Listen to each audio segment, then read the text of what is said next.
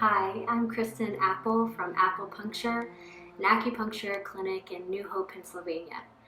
Today I was thinking it would be nice to talk about winter and Taoist perspectives on winter living. So Chinese medicine is based in Taoist philosophy. Taoism is an ancient religion that's basically oriented toward living in harmony with nature. And nature as extending from within, deep inside the body, and then moving out into the nature of the physical world around us, and then out beyond this physical planet into even the cosmos. And then vice versa, nature extending down from the cosmos to the planet and the physical world, and into the physical body via the internal organs and meridians. So, how does this work, and how do we manage this as acupuncturists, and just by living in harmony and in the flow of the Tao?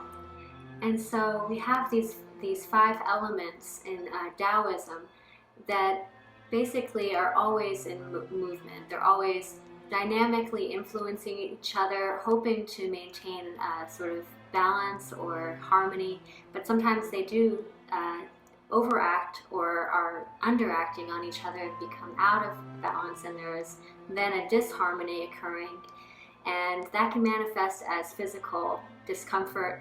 And so that's an example of what we try to then assist you in reestablishing that harmony of these different elements. So in Taoism, the 5 elements are earth, metal, water, wood, and fire. And each element has different associations. So for example, the water element is associated with winter. So, right now I would like to talk about the water element since we've entered this winter season.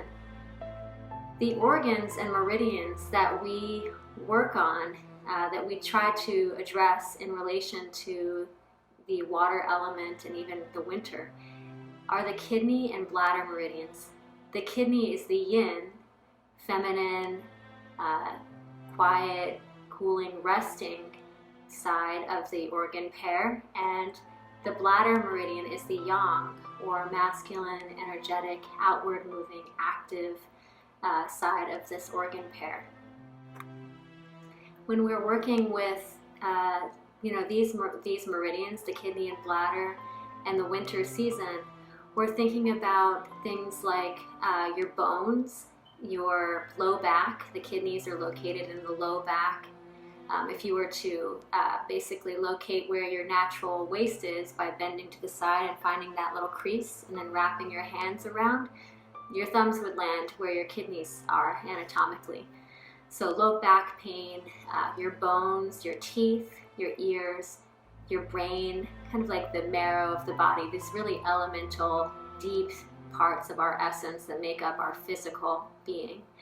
Also, sexuality is a significant part of the sexual organs in general are very important, related to the kidney meridian and the water element. Another thing to consider about the water element is this basic concept of willpower, or the will. So it's in Chinese medicine, the word is zhi, and it's spelled Z-H-I. You can read more about it. Willpower is one of the virtues, as well as wisdom, related to the water element. The emotion related is fear or shock, and it's important to remember that that emotions in general are not bad, even if we feel that they're a negative emotion like fear. They may serve a purpose. So for example, in terms of survival, fear may have a reason and a purpose. It's when it becomes constant and we can't let that emotion sort of taper out, or have its life and then end, and it just continues to be part of our persistently part of our existence, that we may have a disharmony or an imbalance that needs to get addressed. Another thing to consider is that winter, or the water element, is considered absolute yin. So absolute yin meaning this is the most yin season. It's the time where where in nature we're considering the most feminine, cooling, resting, quiet, seed-like sort of immanence that we could have. And so in order to really live comfortably in harmony with that, we have to be willing to allow our lives to enter that state for a period. And I think in the US, we really are used to pushing and trying to be productive, and it's a little scary for us to enter a dark, quiet period of time where we're not quite as active and we go internally perhaps.